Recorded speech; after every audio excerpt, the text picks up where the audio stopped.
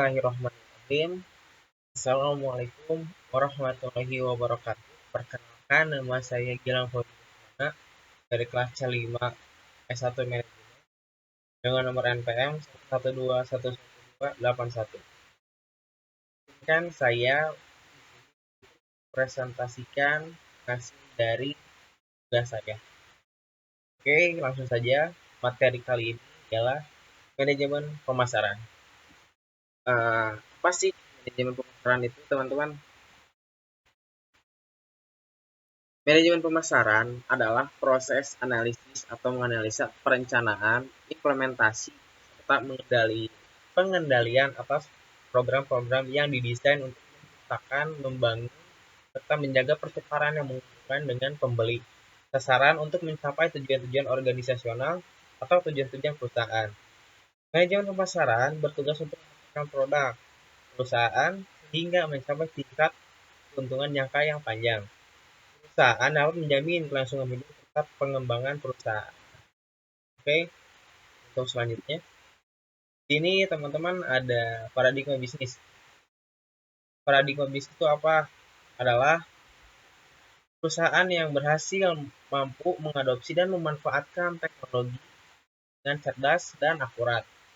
Dalam menghadapi tren ini, penting untuk selalu mengikuti perkembangan teknologi terbaru dan mengintegrasi ke dalam strategi bisnis. Nah, juga paradigma manajemen yang telah ada selama puluhan tahun juga mengalami perubahan. Kini manajemen tidak hanya tentang memberikan instruksi dan mengawasi kinerja karyawan. Lebih dari itu, manajemen juga harus mampu memberdayakan karyawan, mendorong kolaborasi, dan mengambil keputusan berdasarkan data. Bahkan kalau berbicara tentang paradigma bisnis di sini, yang tadi berbicara itu banyaknya perusahaan tidak bisa mengelola atau tidak bisa merangkul karyawan-karyawan di perusahaan itu dengan baik. Karena berbicara tentang karyawan itu bagi saya sangat penting hubungannya, karena ketika perusahaan tersebut hubungan antar karyawan atau antar baik, berjalan baik, maka perusahaan itu akan berkembang dan makin produktif di kedepannya. Dari itu, perusahaan harus mampu menanamkan prinsip dan juga edukasi yang baik kepada karyawan. Oke, selanjutnya ini ada pemasaran dan riset pemasaran. Riset pemasaran itu apa sih? Yaitu kegiatan mencari, menganalisis, dan menyimpulkan data untuk membuat strategi pemasaran yang lebih valid dan sesuai tujuan perusahaan. Melalui riset ini, perusahaan akan dapat mengidentifikasi konsumen, kekuatan dan kelemahan produk, serta keunggulan kompetitor. Karena berbicara tentang perusahaan itu perlu analisis data dan fakta yang akurat dan valid ya. Nah, di sini juga ada pemasaran. Apa sih itu pemasaran? Yaitu sebuah strategi bisnis yang mengacu pada aktivitas yang dilakukan perusahaan untuk mempromosikan penjualan suatu produk. Di sini, pemasaran adalah mencakup periklanan, penjualan, dan pengiriman produk kepada konsumen atau bisnis yang lain. Berapa aktivitas pemasaran seringkali dilakukan oleh perusahaan lain, baik dari perusahaan maupun kecil UMKM.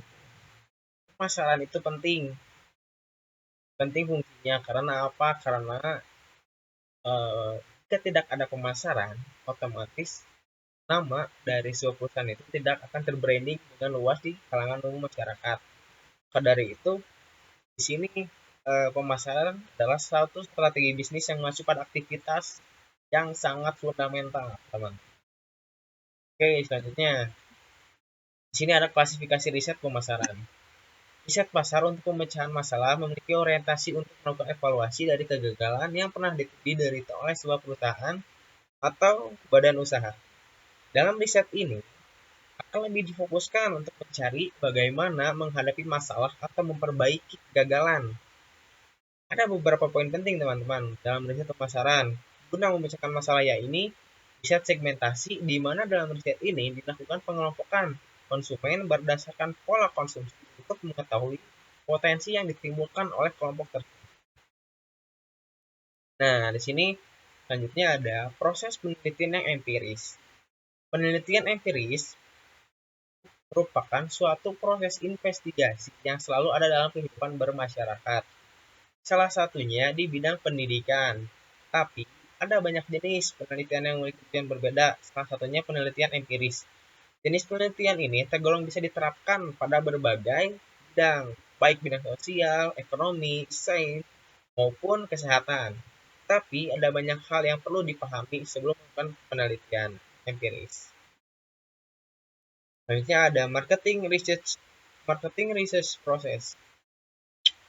Marketing research process pemasaran adalah penelitian di bidang pemasaran yang dilakukan secara sistematis mulai dari perumusan masalah, penelitian, hingga pengumpulan data dan pengolahan data dan interpretasi hasil penelitian. Jadi di mana dari beberapa tadi proses alur proses, nah marketing juga perlu adanya research atau proses. Jadi di mana kita meriset suatu pemasaran atau suatu segmentasi pemasaran itu tidak salah-salahan.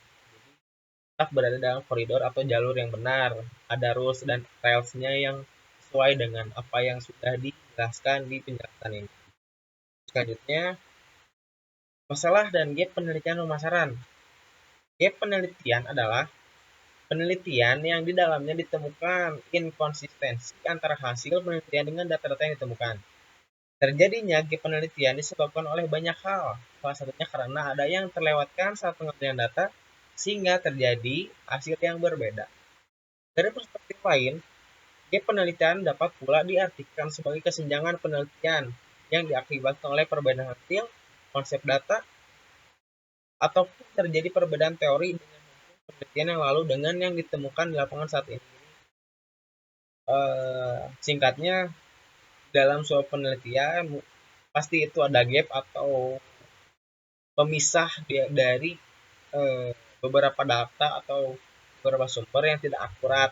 Maka dari itu patutlah investigasi kembali terhadap penelitiannya, apakah data yang sudah didapatkan ini sesuai dengan apa yang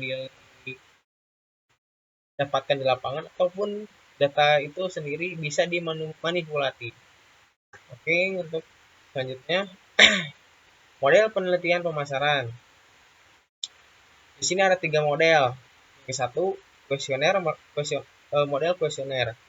Melansir dari buku pengantar manajemen pemasaran, karya Miguna Astuti dan Agni Amanda, kuesioner adalah metode riset pemasaran yang dijalankan dengan memberi daftar pertanyaan kepada calon responden. Yang kedua, ada riset grup metode. Riset pemasaran ini diterapkan dengan pembentukan kelompok dari populasi utama pasar potensial. Jumlah anggotanya bisa terdiri dari 15 orang atau lebih. Namun, upayakan jangan terlalu banyak agar proses komunikasinya efektif dan efisien. Yang ketiga terakhir ada survei. Biasanya survei ini dilakukan secara acak-acak dan bersifat sukarela, teman-teman. Usahakan untuk tidak mengganggu waktu konsumen atau pelanggan. Dibanding kuesioner, survei membutuhkan lebih sedikit waktu dan proses hanya dalam waktu singkat. Nah, berarti untuk yang terakhir ini mungkin sifatnya lebih kepada kondisional ya. Bagaimana kita mau mengambil data dan hasil penelitian kita jika kondisi di lapangan tersebut memungkinkan, dan kita juga harus pintar memahami dan mengendalikan situasi kondisi di lapangan. Oke, selanjutnya